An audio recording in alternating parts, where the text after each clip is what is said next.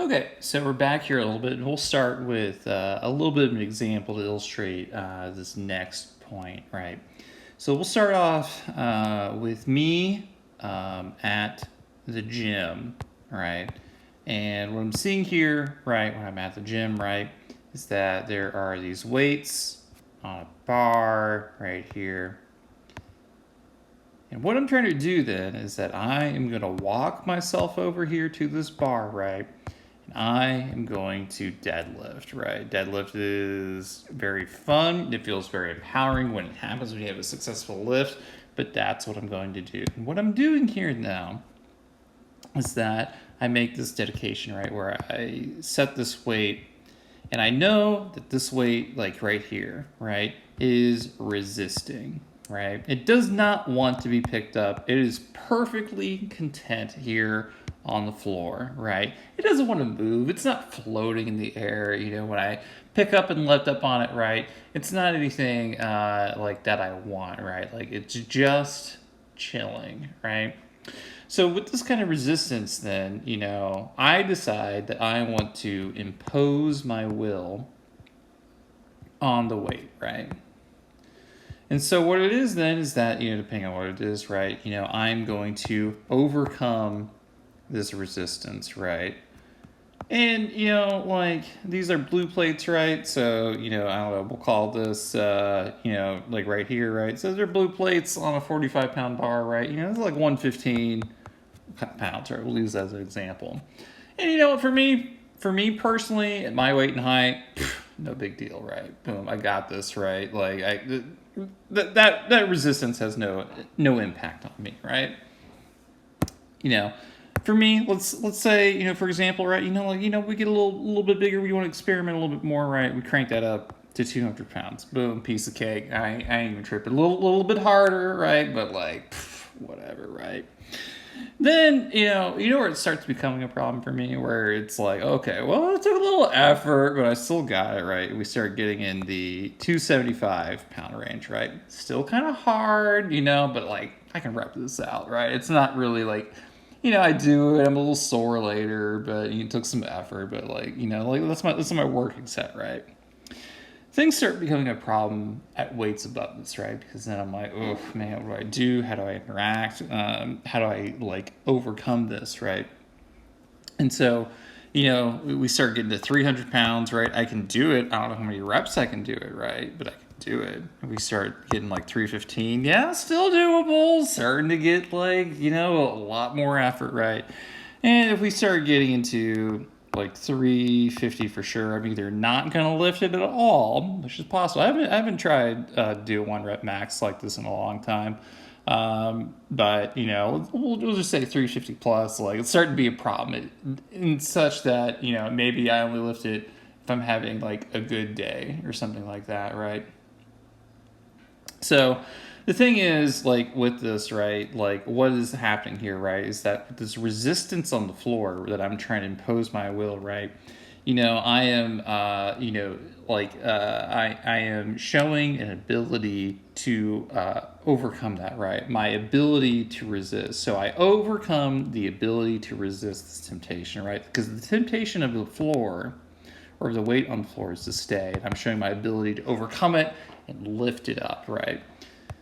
So when we think about police integrity, what we're trying to do then is that because we know that people lie no matter what, they lie about, again, literally everything, right? You told a lie to your partner today, you told a lie to your kids, you told a lie to all your office mates, you told a lie to the person at the grocery store if you found everything that you could possibly want there.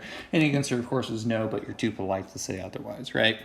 So what police integrity is trying to do then, right, is to get at an officer's resistance strength, right? So their ability to overcome issues, right?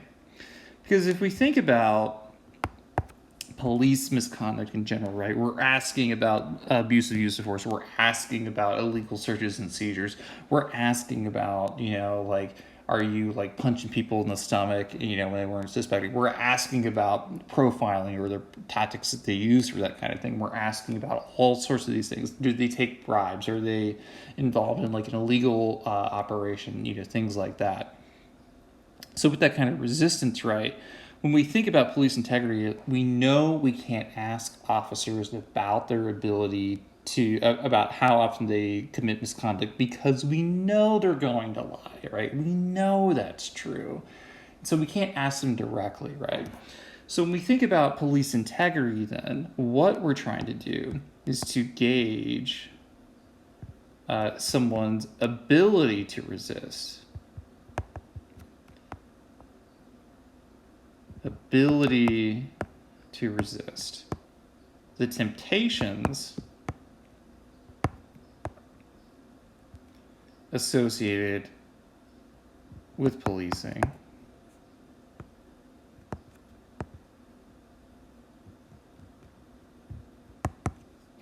So in this case then, right, if we are thinking about someone's ability to resist the temptations with policing, right, you know, recall then like the amount of like powers and the discretion that officers have, right?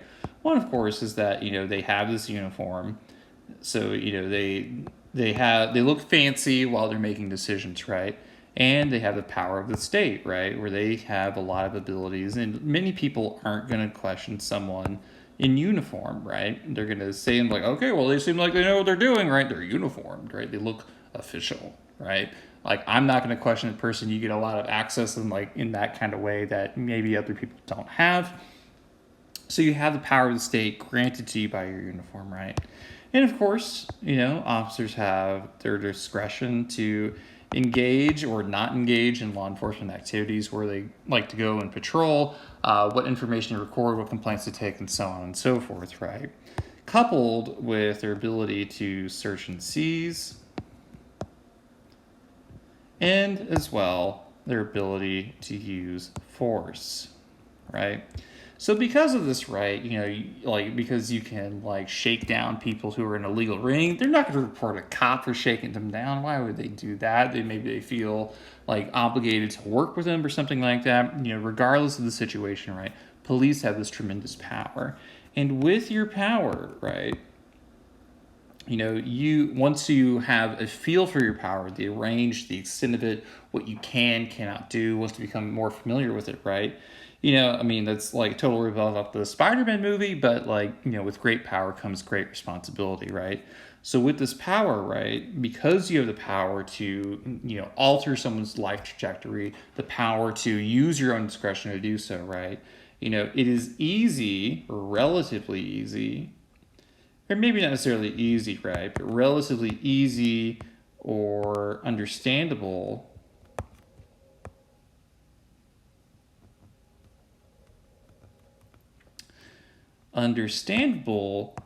to use power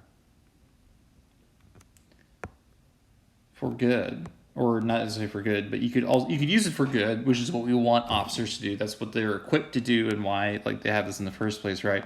But we also know that they could do this for ill, right? So when we talk about police integrity, right, it's because we know we can't ask about it, right? So what the ultimate game plan, the whole thing behind this, right, is that we want to gauge an officer's ability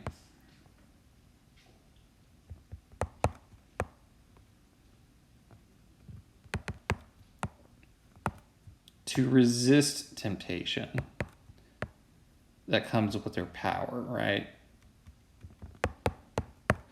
So if you have the ability to resist this temptation, you have the ability to not engage in your most primal desires. You have this ability to not, graft people, using your battery gun. You have this ability to not take out your wrath on or, anger on other people by using your power, right?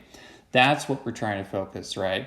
Is that this normative inclination, so this ability based off your own morals, or values that prevent offending. That's what police integrity, or I guess we'll call it officer offending, right? That is what we're focused on in this kind of exercise. So with that, we'll take here and we'll pause and we'll continue this in the next video.